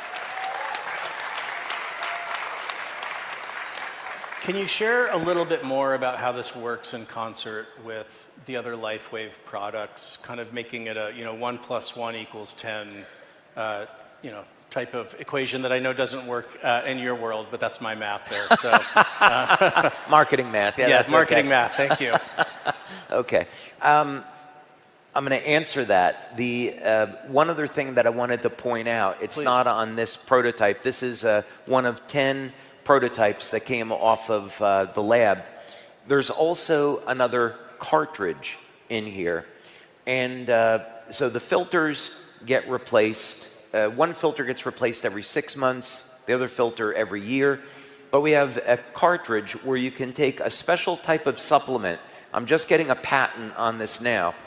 But you take a special type of supplement and you add it into the water, and it actually intensifies the effect.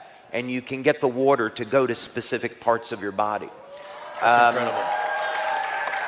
But that's a story for a different day. No, that's amazing.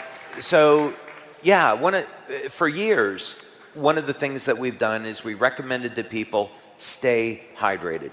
So when we look at the scientific literature, and this is going back 20 years, one of the things that we see is that when people are in pain, part of it is a function of dehydration, part of it is a function of mitochondrial dysfunction, and another part is a deficiency in electrolytes like magnesium and potassium. So one of the things that our LifeWave community would do is they would give people a glass of water before applying patches, and what we would find is that the demos they were doing on pain relief would improve in people that were dehydrated. Now, you don't have to do that, because we find over 90% of the people that use the patches, they get pain relief.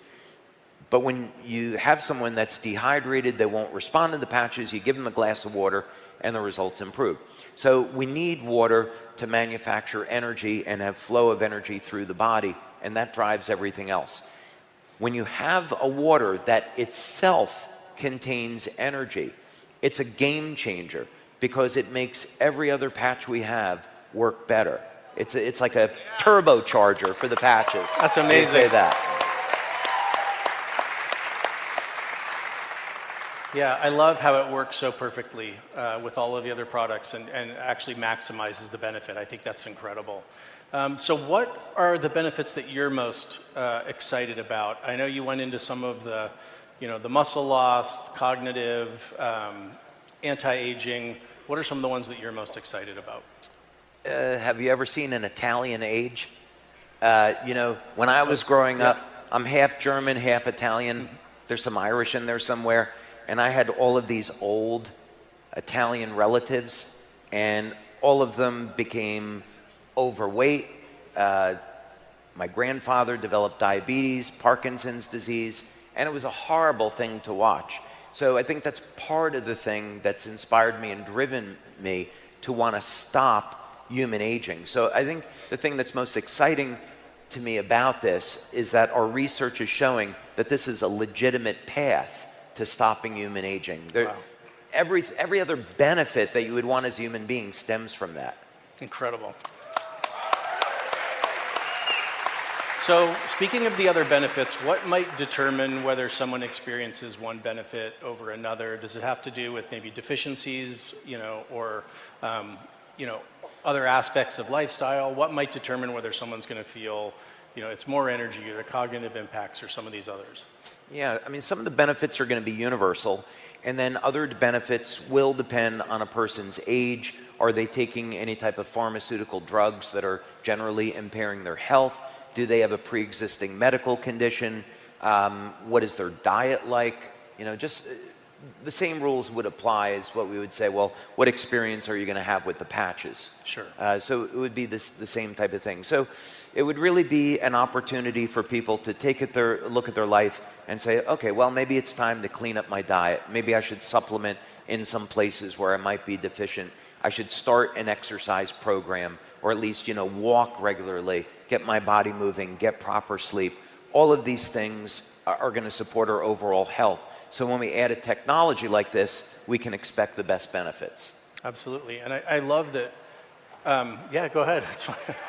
I love what you just said. It seems like this is a catalyst on an individual and personal level for us to make other changes as well. We know, we want to optimize the benefits of this product, of the patches, of the others. And that's going to help us then and really motivate us to supplement and exercise and diet, that it has all these lifestyle implications. So we've talked a lot about the overall health benefits, kind of the bio benefits. I'm curious, can you share a little bit about the business benefit? How you see this fitting in the portfolio of all of the other incredible LifeWave products, and how it helps share LifeWave with more people around the world? So this is a statement of LifeWave migrating from being a patch company to a technology company. And this is just the beginning. I think what I would like our community to understand is that this is the first product that's coming out of this technology. And there's other applications for the technology that we haven't talked about today. So this is going to be the embodiment where the wavelengths of light are triggering regenerative mechanisms in the body. But if we could have a technology where we could get light to go in our body and go to different places, what would that potentially mean? If we could have energy that would regenerate the heart or the kidneys or the liver, that would be incredible. We could get different cosmetic benefits from this process. And so, of course, I have a number of applications in mind that I'm not sharing right at the moment. But I think what would be important for all of our partners to know is that we have 7 years of product launches planned based off of this technology.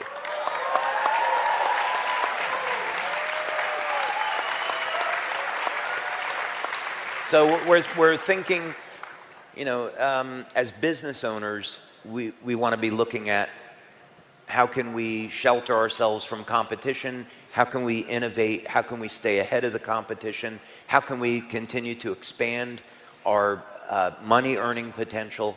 And so we're thinking very far out into the future now in our planning on this. And every one of these applications for this technology is cutting edge, and it doesn't exist today. So we're going to continue to have new and innovative things with phenomenal benefits, and you can't get it any other place but LifeWave. Amazing. Well, I'm excited to hear that this is just the beginning of the application of that technology. I'm super excited to get one of these in my home as well after the launch. And David, I just want to thank you for developing this technology, for bringing it to the world, and for allowing us to help share it with everybody. Thank you so much. Thank you, Wayne. Thank you. Appreciate really it. a pleasure. Thank you very much. Thank you. Wayne Moorhead, everybody.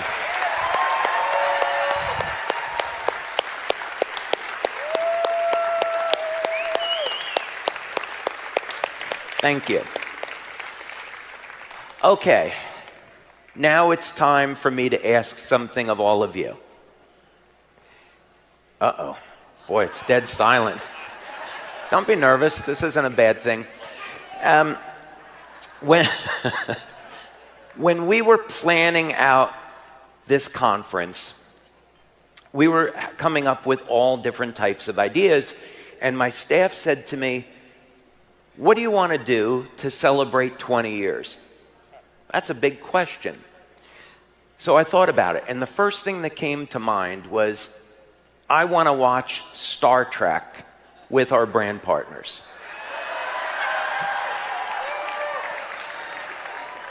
And so my idea was to have a Star Trek marathon. Thursday night Star Trek, Friday night Star Trek, Saturday night Star Trek. That's what I wanted to do. And fortunately, saner minds prevailed. And Jim and I came up with this idea for the drone show. Jim and I planned out. A round of applause for Jim Caldwell, please. That was phenomenal, wasn't it? And then, of course, we got the opportunity to have the original Blues Brothers, so we couldn't say no to that. And if you haven't guessed, we have an amazing performer coming in on Saturday night. Not going to say who it is. You better show up. And we needed to give you guys tonight off so you can spend time with your teams. So no Star Trek. So I thought, okay, I need to compromise a little bit here. We could watch an entire episode together, right? But then we had all these amazing speakers. We had to show the water machine. We've got more surprises coming. No Star Trek. So we found a way to fit in 4 minutes of Star Trek. So I picked one clip from the original series with William Shatner, Leonard Nimoy, DeForest Kelley, Jimmy Doohan. I picked one clip. It's an episode called The Doomsday Machine. It's a really fun episode. So for our 20th anniversary, if you would indulge me, let's watch this clip from Star Trek together. Thank you.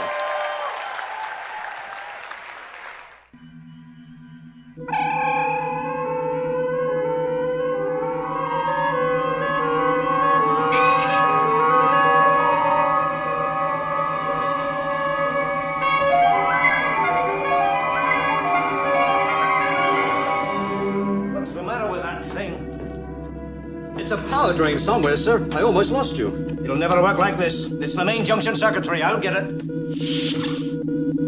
Bridge. Transporter malfunction. Transporter is out, Captain. You'll have to stand by. I can't. Power level's dropping too fast. You'd better hurry. Acknowledged. Mr. Scott, speed is of the essence.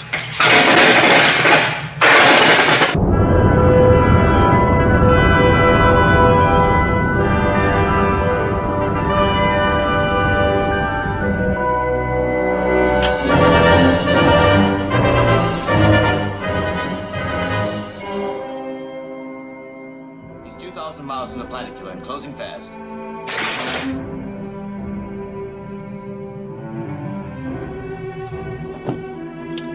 Bridge, transporter operational. But this jury rigging won't last for long. He's got to come off now. I'll stand by here. 1,500 miles in closing. Captain, transporter operational, but just barely. Prepare to beam me aboard on my signal.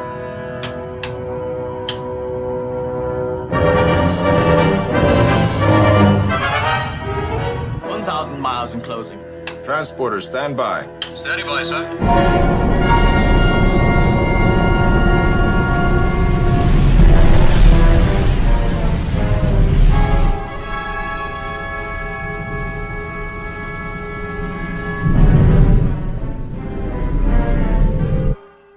Miles in closing.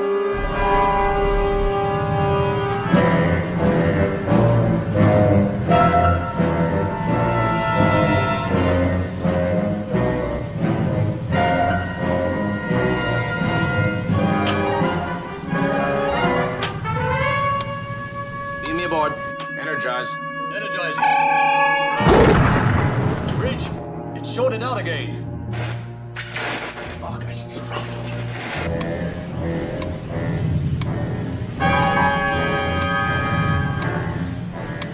Gentlemen, beam me aboard. We can't, Captain. Transporter is out again. Mr. Scott, 20 seconds to detonation.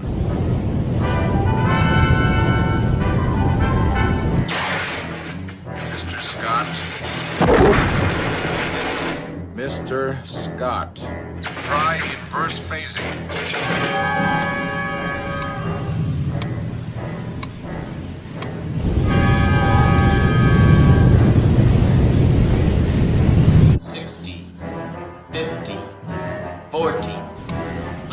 Gentlemen, I suggest you beam me aboard.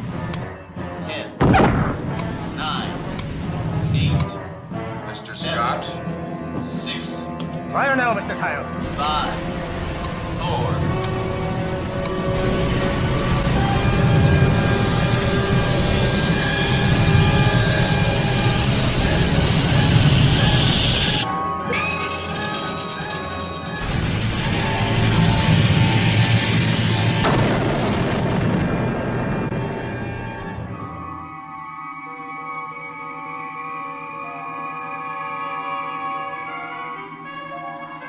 Bridge, we got him through.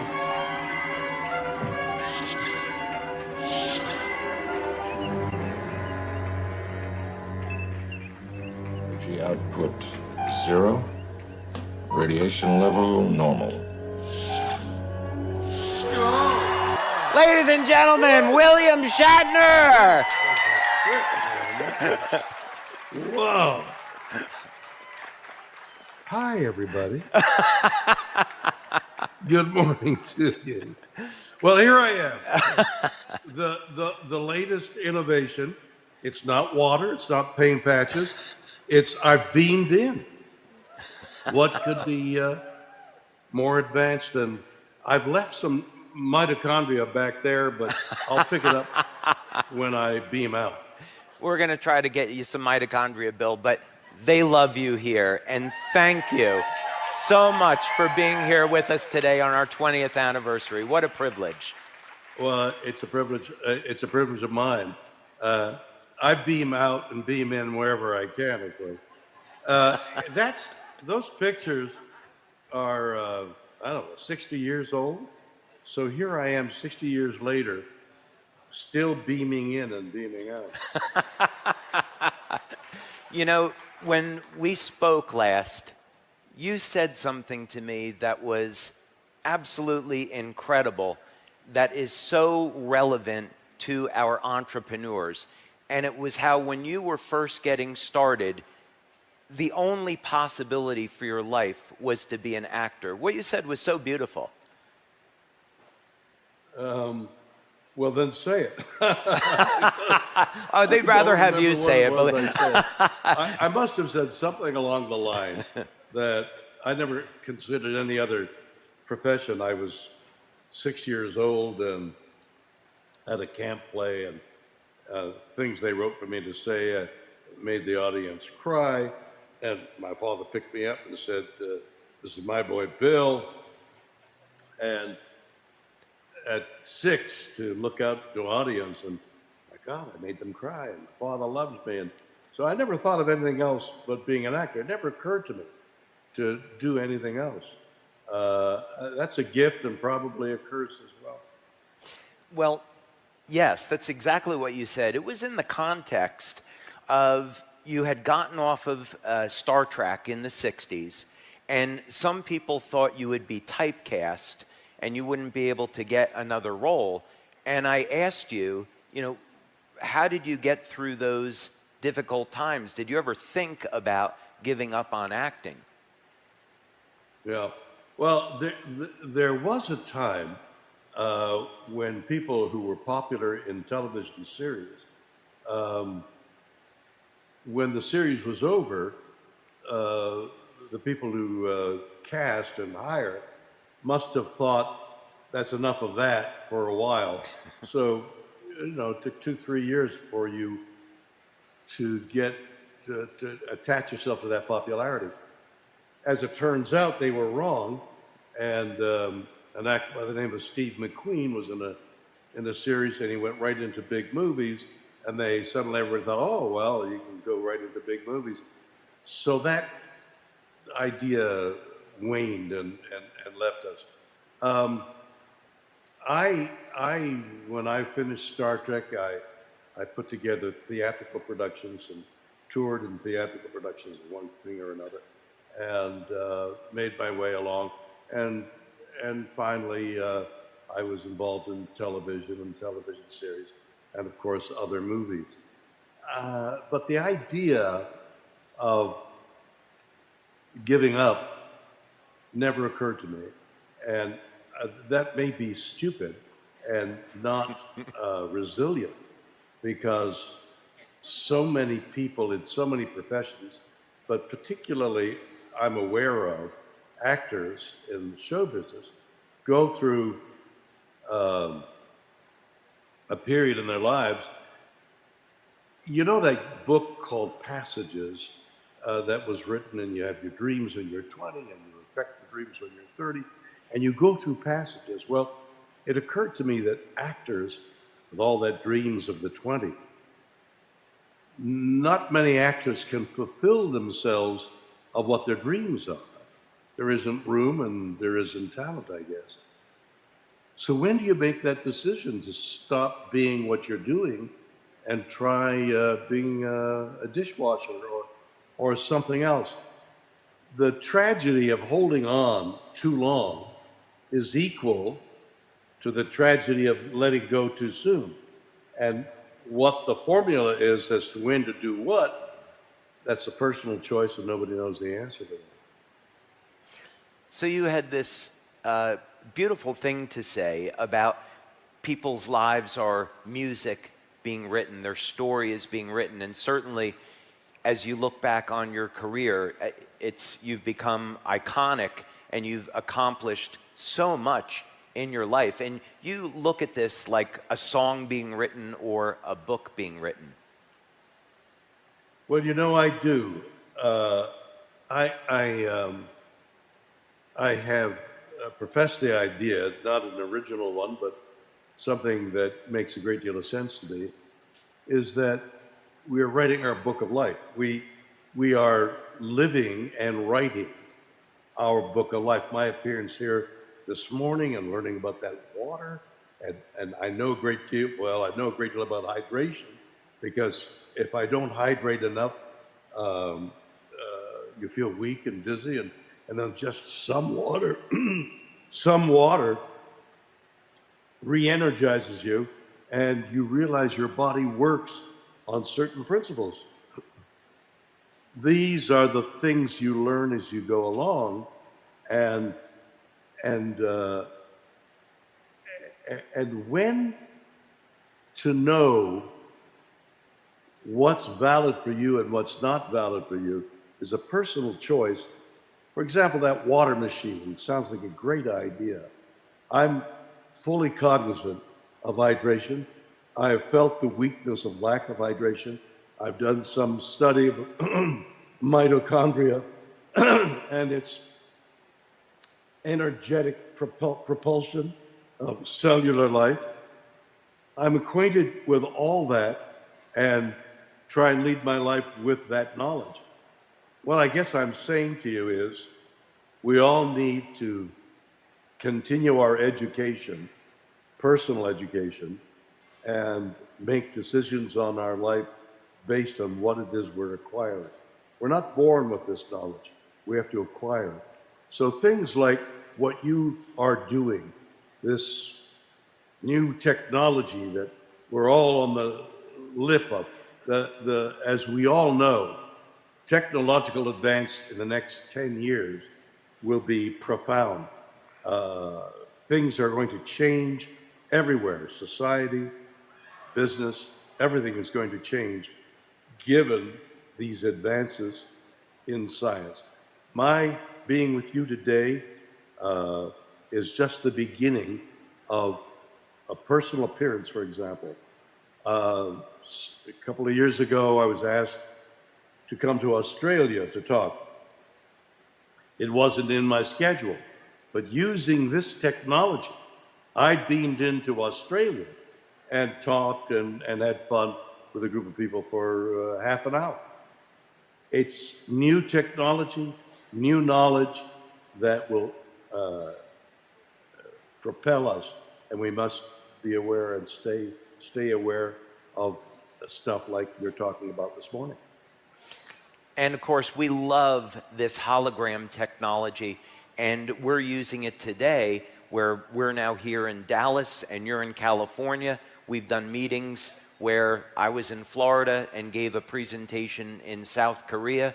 What are some, you love to look towards the future, and I know you're a fantastic writer. What's something about the future that you're really looking forward to that maybe we don't have today?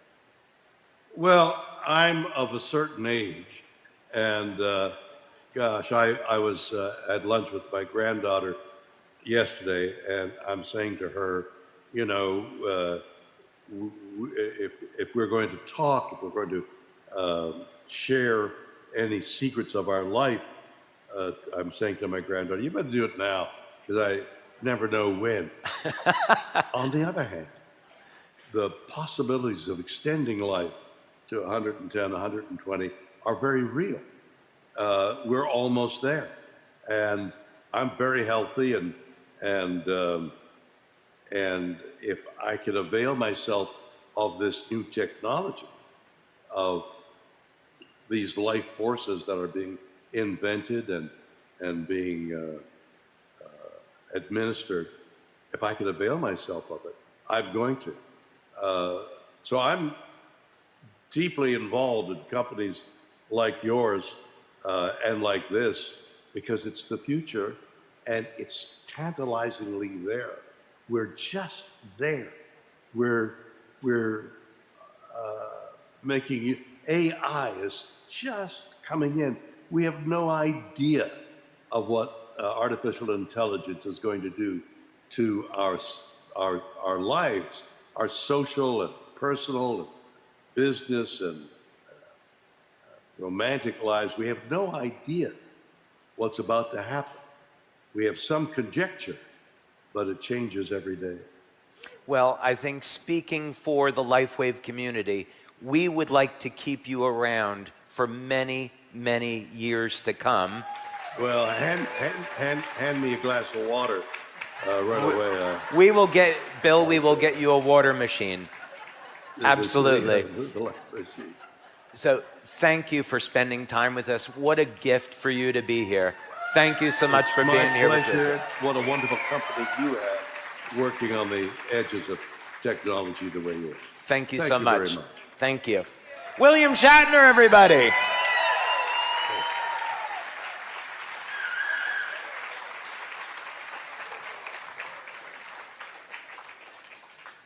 I don't know if I thought he was going to beam out. Ah, there he goes. Okay. Not quite as dramatic. You know, there were so many questions. We had a limited amount of time. There were so many questions that I wanted to ask him that I didn't get a chance to ask. You know, for example, like in episode 35 of Star Trek, when him and Spock were trying to break into the safe, what was the combination to the safe? I really wanted to know that. When he was T.J. Hooker, he went from being the captain of a starship to driving a police car. So I wanted to know, what did that feel like? Did it feel like being demoted? I don't know. These are questions I will never have answered. But anyway, it's been an absolute pleasure to have this time, have William Shatner as someone from LifeWave's past, who we did a TV show with, being able to be with you all here today for our 20th anniversary.